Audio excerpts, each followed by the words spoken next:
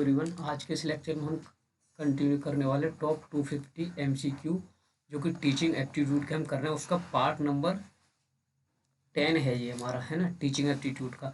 अब इसमें कुछ क्वेश्चन आपको ऐसे दिखेंगे जिसमें कि जो क्वेश्चन हम पहले कर चुके होंगे टॉप 250 में, लेकिन उनका करने का मतलब क्या है कि वो कहीं ना कहीं रिपीट हुए हैं, है ना, इसलिए इसमें भी वो आए हैं। तो 8 जुलाई 2018, 22 जुलाई 2018, देखो 8 जुलाई 2018, 22 जुलाई 2018 और नवंबर 2017 और जून 2019 और दिसंबर 2018 के टीचिंग के जितने भी क्वेश्चन आए थे टीचिंग एप्टीट्यूड के पेपर 1 में, उन सारे क्वेश्चंस को हमने यहाँ पे एक ही पीडीएफ में कवर करने की कोशिश की है।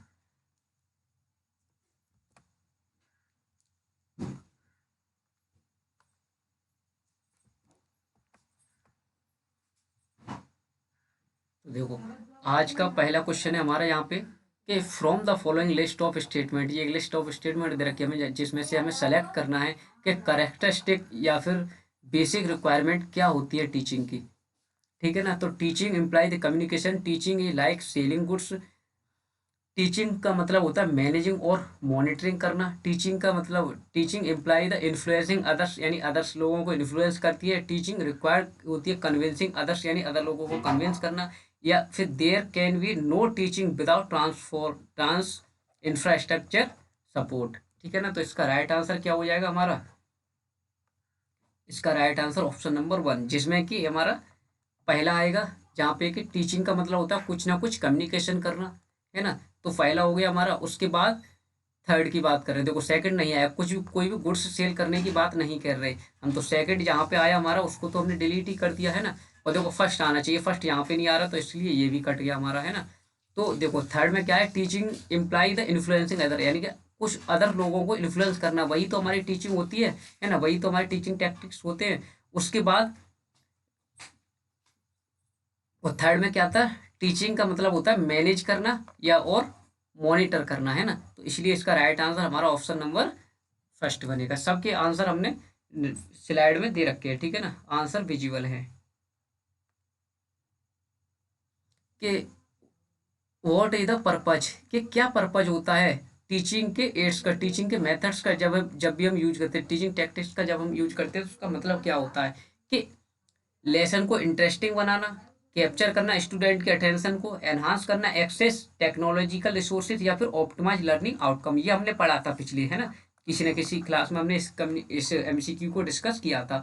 तो यहाँ पे आ गया, तो कहने का मतलब ये कहीं ना कहीं शिफ्ट में, किसी ना किसी शिफ्ट में ये रिपीट हुआ है क्वेश्चन। तो टीचिंग एड्स का यूज करके क्या करना चाहते हैं हम, ऑप्टिमाइज करना चाहते हैं लर्निंग के आउटकम को। नेक्स्ट क्वेश्चन पे आते हैं कि लिस्ट दे रखी है हमें, एक तरफ दे रखे टीचिंग के मेथड और एक तरफ दे रखे हमें उसके फैक्टर, है ना, हेल्पफुल करते हैं जो कि इफेक्टिव बनाने में, हमारी टीचिंग के मेथड, टीचिंग को इफेक्टिव बनाने के लिए। अब एक्सपोजिटरी मेथड हमने पढ़ा था कि एक्सपोजिटरी में हमारा स्टेप बाय स्टेप प्रेजेंटेशन होता है, सिस्टमेटिक या फिर स्टेप बाय स्टेप प्रेजेंटेशन होता है, ये हम पढ़ के आए थे। तो ए का तो हमारा हो जाएगा, किससे मैच करेगा, ए का 4 से। तो ए का 4 हमें एक ही जगह देखने के लिए मिल रहा है, तो हमारा आंसर तो यहीं से आ जाता है, बट बाकी के भी चेक कर लेते हैं कि इन्वेस्टिगेशन, इन्वेस्टिगेशन कहाँ पे करेंगे, जहाँ पे क्रिएट करेंगे challenge, address the problem, problem को एड्रेस करना और चैलेंज को क्रिएट करना, है ना, वो हमारा इसमें आ जाएगा। तो बी हमारा थर्ड से मैच करेगा। उसके बाद डिस्कशन कहाँ पे होगा, डिस्कशन वहाँ पे होगा जहाँ पे फ्रीडम ऑफ चॉइस होगी, हमारे थीम्स और स्कोप, फ्रैंक एक्सचेंज करेंगे, जहाँ पे हम अपने आइडियाज को क्या करेंगे, आपस में एक्सचेंज करेंगे, वो हमारा डिस्कशन मेथड होता है।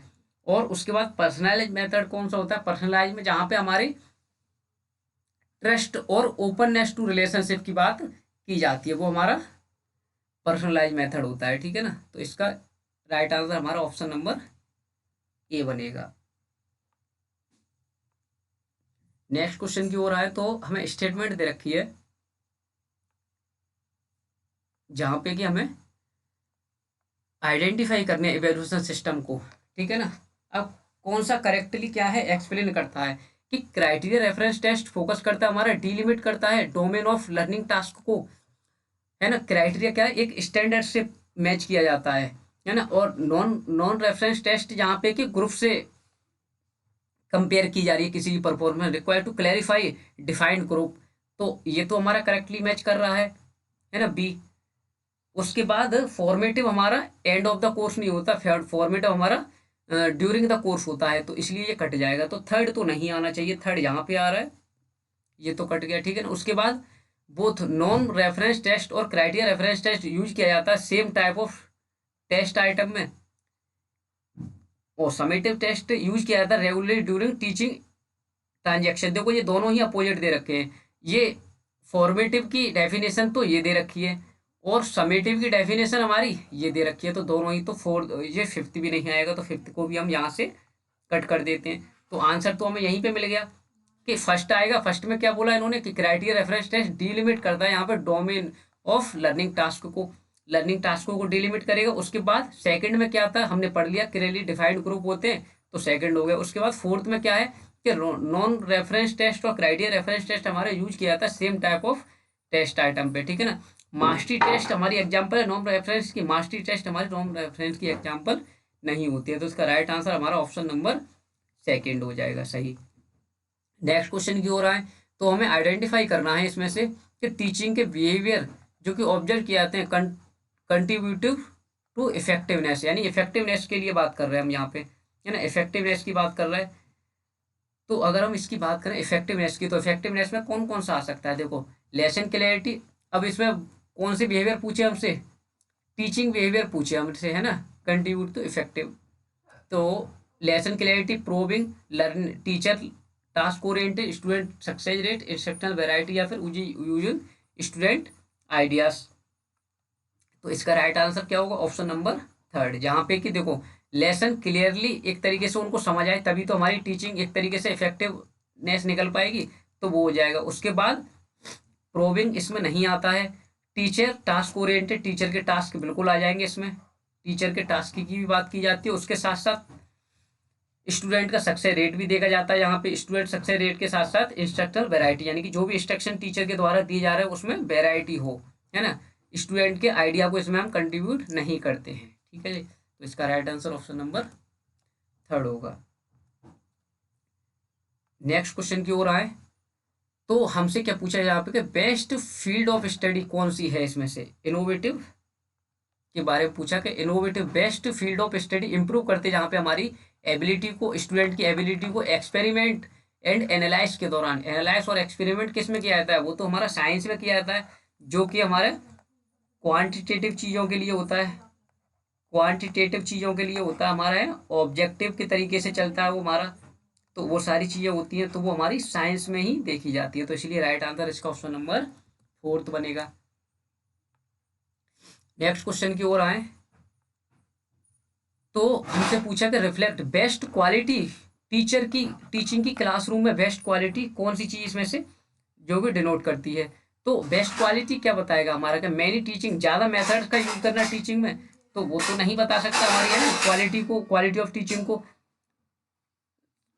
Throw quality of question ask, हाँ क्वालिटी ऑफ क्वेश्चन पूछे जाएंगे क्लास में स्टूडेंट से, तो उससे पता लगेगा कि हम कितनी क्वालिटी है हमारी टीचिंग में, है ना, टीचिंग में कितनी क्वालिटी है, तो ये इसका राइट आंसर हो जाएगा। बट फुल अटेंशन से कोई हम एक तरीके से क्वालिटी नहीं जज कर सकते। और उसके बाद अगर हम बात करें थ्रू ऑब्जर्वेशन ऑफ साइलेंस, देखो साइलेंस से कैसे पता कर सकते हैं, तो इसलिए आज का right answer option number B हो जाएगा। उसके बाद आते हैं नेक्स्ट क्वेश्चन की ओर, which of the following one is not the instructional material, यानी इंस्ट्रक्शन का मतलब जो टीचर के द्वारा इंस्ट्रक्शन दिए जाते हैं, तो कौन सा इसमें से इंक्लूड नहीं होता है। देखो ऑडियो पॉडकास्ट बिल्कुल हो जाएगा, टीचर बोल के कुछ बता रहा है। यूट्यूब वीडियो बिल्कुल हो जाएगा, क्योंकि उसमें भी टीचर को बोलना पड़ता है।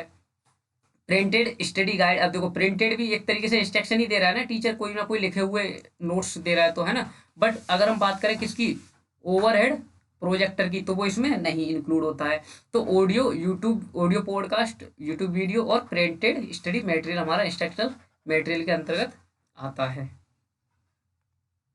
उसके बाद अगर नेक्स्ट क्वेश्चन पे आते हैं तो सपोज एक टीचर ट्रेनिंग दे रहा है अपने स्टूडेंट को, है ना, पब्लिक स्पीकिंग कर रहा है वो एंड डिबेट कर रहा है वो उसमें, तो most difficult to develop among student, तो कौन सी चीज़ों को वो ज़्यादातर एक तरीके से डिफिकल्ट तरीके से डेवलप कर पाएगा स्टूडेंट में, वो तो कंट्रोल करना उसको हार्ड रहेगा उनके इमोशंस पे, कंसेप्ट को फॉर्मुलेशन, देखो फॉर्मुलेशन तो नहीं है क्योंकि वहां पे तो यहाँ पे तो क्या किया यार, पब्लिक स्पीकिंग की जा रही है ना, तो कंसेप्ट तो यहाँ पे पहले पहले ही हो चुका होगा ये काम तो हमारा। सेलेक्टिंग अप्रोप्रिएट लैंग्वेज, लैंग्वेज भी पहले ही सेलेक्ट कर रखे होंगे हमने, है ना। वॉइस मॉड्यूलेशन, कहीं ना कहीं वॉइस मॉड्यूलेशन और कंट्रोल ओवर इमोशंस को अगर हम कंपेयर करें तो इमोशंस को कंट्रोल करना काफी डिफिकल्ट हो जाता है, किसी दूसरे के इमोशंस को कंट्रोल करना डिफिकल्ट होता है, तो इसलिए ये राइट आंसर हमारा ये हो जाएगा, क्योंकि डिफिकल्ट पूछा हमसे यहाँ पे, है ना। वॉइस को मॉड्यूलेट तो हम आसानी से कर सकते हैं, अपनी वॉइस को मॉड्यूलेट करने के, है ना।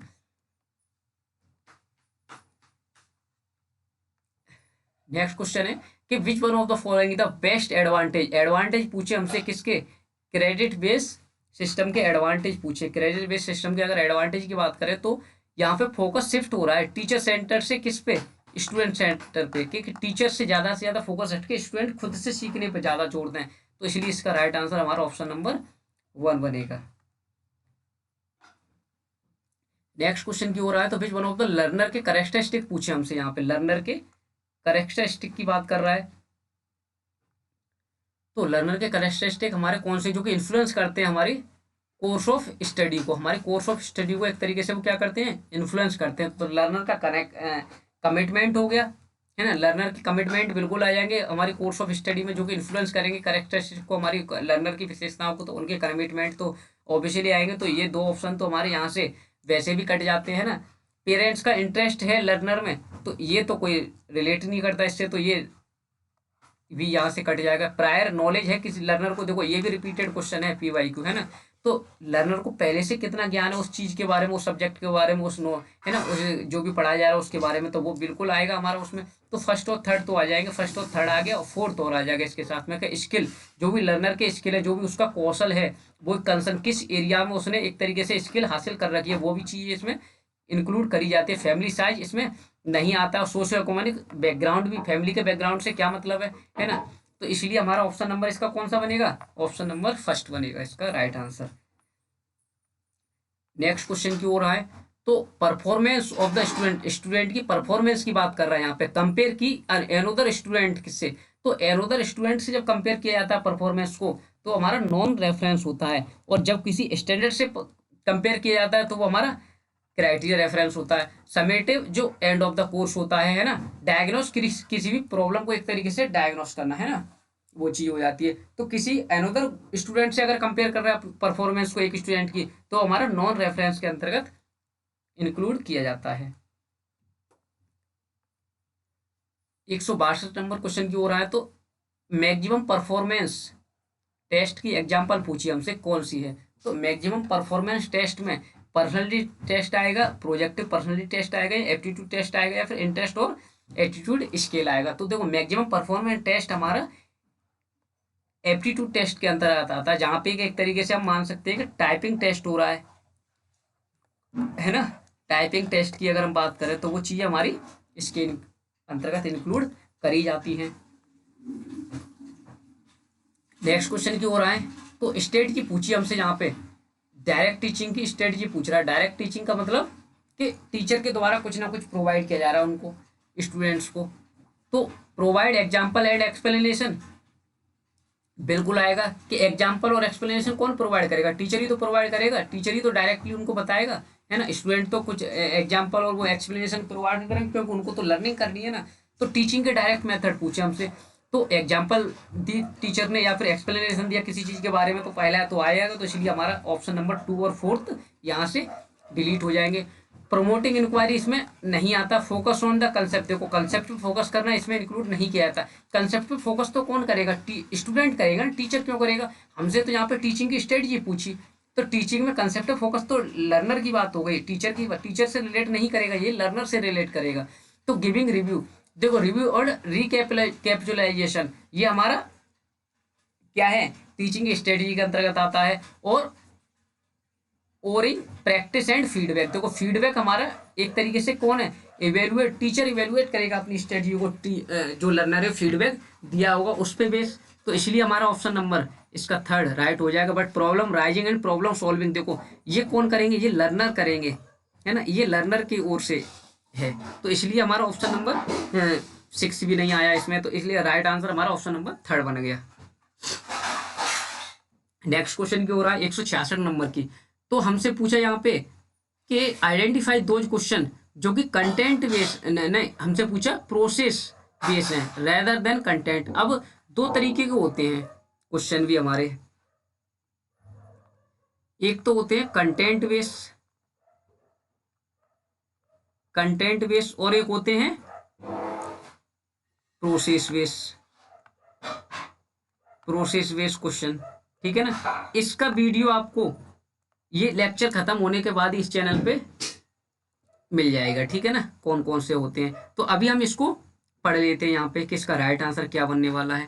देखो प्रोसेस बेस्ड क्वेश्चन कौन से होते हैं, प्रोसेस का मतलब जहाँ पे डाइवर्जेंट क्वेश्चन होंगे जिसमें कि कुछ ना कुछ हमें एक तरीके से यहाँ पे अपना भी इंक्लूडेशन है ना, बोलते हैं ना कि कुछ मतलब एक्स्ट्रा करना है, ऐसे टाइप बोल सकते हैं। तो डाइवर्जेंट क्वेश्चन में हमारा प्रोसेस बेस में हमारे डाइवर्जेंट क्वेश्चन आ जाते हैं।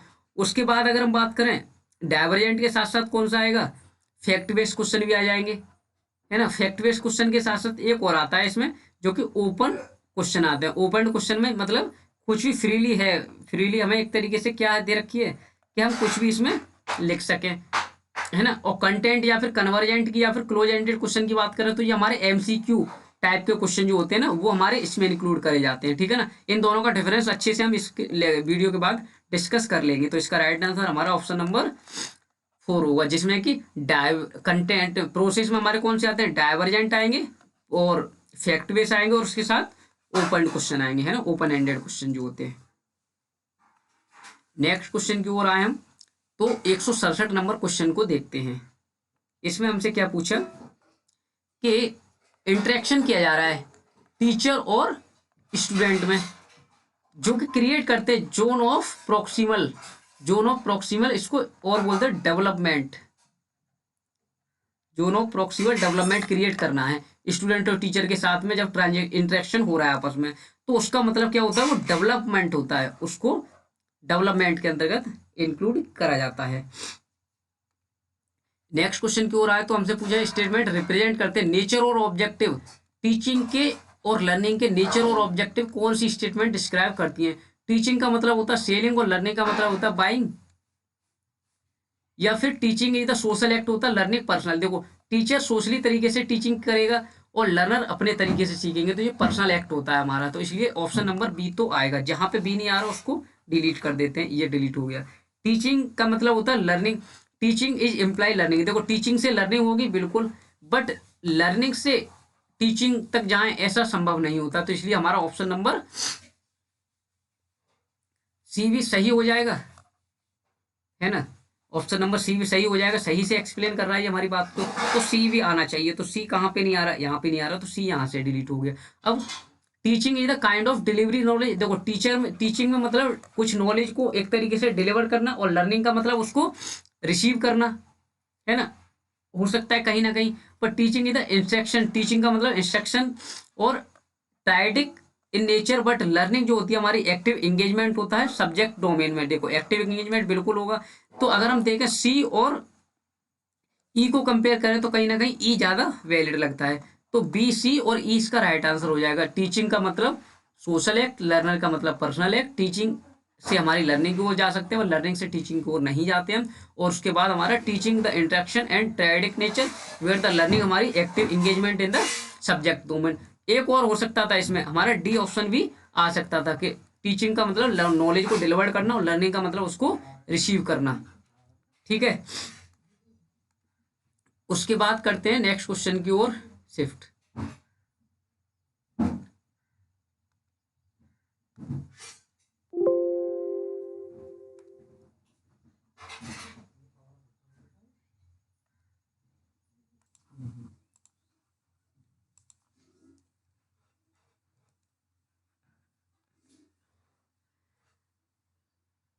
नेक्स्ट क्वेश्चन की ओर आते हैं जहां पे कि हमें आइडेंटिफाई करने लर्नर के करेक्टरिस्टिक को। ठीक है ना, लर्नर के करेक्टरिस्टिक बताने हमें इसमें। तो देखते हैं इसमें, देखो जो कि फैसिलिटेट करते हैं हमारी टीचिंग लर्निंग सिस्टम को। तो देखो प्रायर एक्सपीरियंस हो लर्नर को, बिल्कुल प्रायर एक्सपीरियंस लर्नर का इंक्लूड करा जाता है, तो ये तो आएगा। उसके बाद देखो यहाँ से ये ऑप्शन कट जाएगा और थर्ड ऑप्शन भी कट जाएगा, क्योंकि ये तो आना ही चाहिए। देखो लर्नर का फैमिली लीनियंसी हमें नहीं देख, लर्नर की फैमिली से क्या मतलब होता है, तो इसलिए हमारा ऑप्शन नंबर बी भी कट जाएगा, बी बट इन दोनों में नहीं दिख रहा। अब एप्टीट्यूड ऑफ लर्नर, एप्टीट्यूड बिल्कुल आएंगे उसके। Learner stage of development, learner के स्टेज डेवलपमेंट हो सकते हैं बट फूड हैबिट्स उसकी नहीं आएगी, तो ई यहाँ से भी कट जाएगा, तो इसलिए हमारा ऑप्शन नंबर 4 इसका राइट आंसर हो जाएगा। आज की क्लास का लास्ट क्वेश्चन करते हैं, जहां पे हमसे पूछा गया है समेटिव टेस्ट के बारे में। समेटिव टेस्ट में क्या होता है कि जो end of the exam period होता है ना, जो लास्ट में किया जाता है, तो उसमें कौन सी चीजें आती है? देखो, कंटिन्यूअस एंड कॉम्प्रिहेंसिव इवैल्यूएशन होता है, नॉन रेफरेंस टेस्टिंग होती है, नॉन रेफरेंस तो इसमें नहीं आती है, क्राइटेरिया रेफरेंस टेस्टिंग इसमें नहीं आती है, फॉर्मेटिव टेस्टिंग आ जाएगी यहाँ पे, जो कि इंटरप्रेट करते हैं हमारी लर्नर की, स्टूडेंट की परफॉर्मेंस को। तो परफॉर्मेंस तो हमारी फॉर्मेटिव में आएगी, जिसका कि कीवर्ड क्या होता है? इम्प्रूवमेंट, ठीक है ना, इसका कीवर्ड होता है इम्प्रूवमेंट, ठीक है। अच्छा, लास्ट क्वेश्चन हमारा ये है, अभी पूछा हमसे यहाँ पे